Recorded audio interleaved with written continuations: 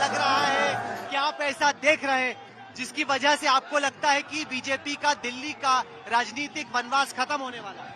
देखिए, वैसे भी झूठ का आयुष्य लंबा नहीं होता है। यहाँ पर तो 10 साल हो गए।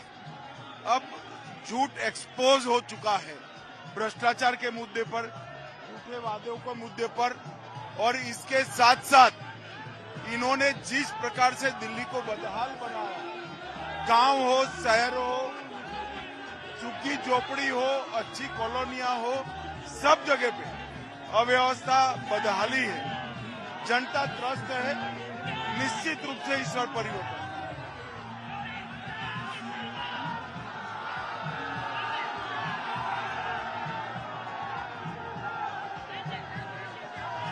अगर कोई बीजेपी का मैनिफेस्टो देखता है या कैंपेन, लगता है कि आप लोग आम आदमी पार्टी की स्क्रिप्ट से पढ़ रहे हैं।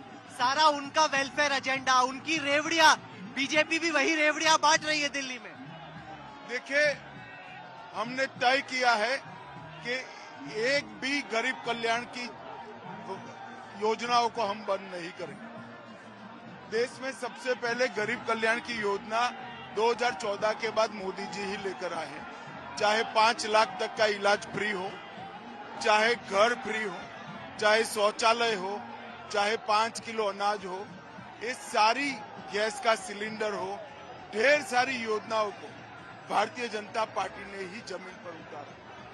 केजरीवाल ने इंफ्रास्ट्रक्चर के विकास को दरकिनार कर सिर्फ गरीब कल्याण की योजनाएं करी। भारतीय जनता पार्टी ने इंफ्रास्ट्रक्चर को भी बनाया और गरीब कल्याण की योजनाएं भी करी। चाहे मध्य प्रदेश हो, छत्तीसगढ़ हो, राजस्थान हो, महाराष्ट्र हो या उड़ीसा, कोई भी जगह पे हमारा गरीब कल्याण के लिए जो बजट है, ये टोटल बजट के 8% से ज्यादा नहीं हुआ। वो ही बताता है कि हम बैलेंस अप्रोच के साथ जा रहे हैं, जिससे परमानेंट डेवलपमेंट स्टेट का न रुके और गरीबों के कल्याण की योजना। पहले बीजेपी कहती थी कि रेवड़ियां खराब है, पब्लिक फाइनेंसिंग इम्पैक्ट होती है, अब आप भी सेम कर रहे हैं। राहुल जी, आप एक तय कर आए, वही सवाल पूछते, मेरा जवाब नहीं सुन रहे हैं।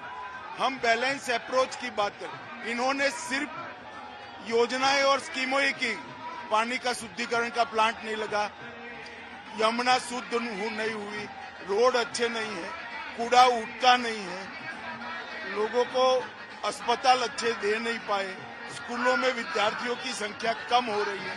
ये सारा बंद कर सिर्फ कैश देना चालू करा। जब हमने इस गरीबों की योजनाओं के साथ साथ इंफ्रास्ट्रक्चर का भी विकास किया।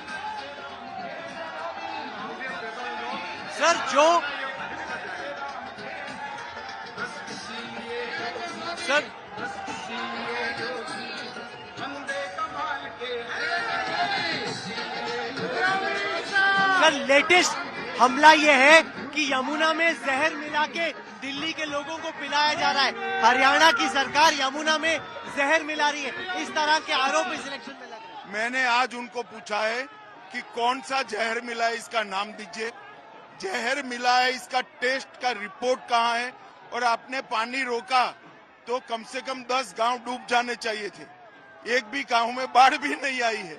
तो किस प्रकार से इतना निकृष्ट प्रयास चुनाव जीतने का झूठ बोलकर ये कर रहे हैं। जनता को डराकर, एक पैनिक फैलाकर एक प्रकार से जीतने का प्रयास कर रहे हैं।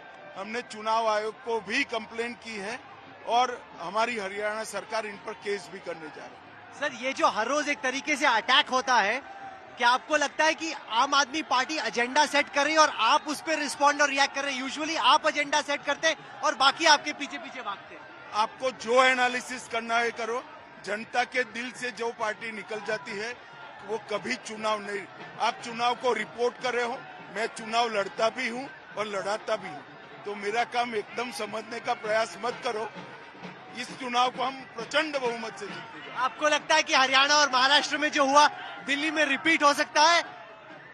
पक्का, हम बहुत बढ़िया मत। केजरीवाल स्वयं हारने जा रहे टिकट थ्रो में। आपको लगता है नई दिल्ली में परवेश वर्मा जिता? केजरीवाल जी और आतिशी जी दोनों हार रहे। आप कहती है कि कांग्रेस बीजेपी की मदद कर रही है, ऐसा लग रहा है कि ये लोग मिल के चुनाव लड़ रहे हैं। बी टीम कह रही है कांग्रेस को। आपकी हमारा पार्टी ही कांग्रेस की खिलाफत करने के लिए हुआ है।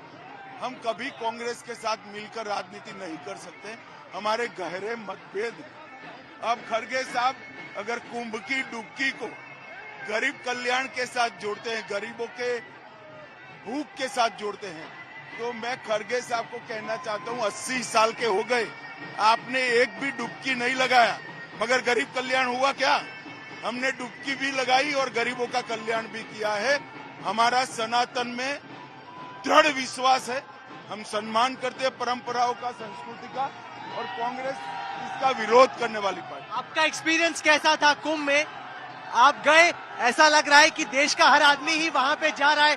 कोल्ड प्ले के क्रिस मार्टिन भी वहां पे जा रहे हैं कुंभ में स्नान करने के लिए। सब लोग कुंभ की ही तरफ जा रहे हैं। पूरी दुनिया आकर्षित हुई है कांग्रेस की फौज के लाभ।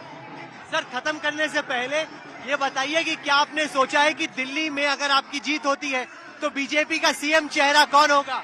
अभी हमारा एजेंडा जीतना है, बाद में हमारे यहाँ कभी तकलीफ नहीं होती है, मिल बैठकर तय कर लेंगे।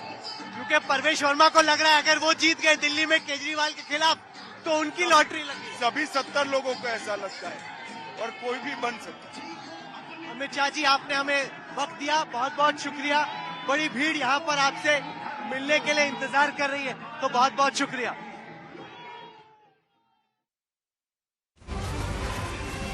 खबर इस समय की यही है कि केंद्रीय गृह मंत्री अमित शाह ने आज तक से कहा है कि कोई भी कल्याणकारी योजना बंद नहीं होगी। केजरीवाल अपनी सीट हारने जा रहे हैं और बीजेपी का कमल दिल्ली में खिलने वाला है।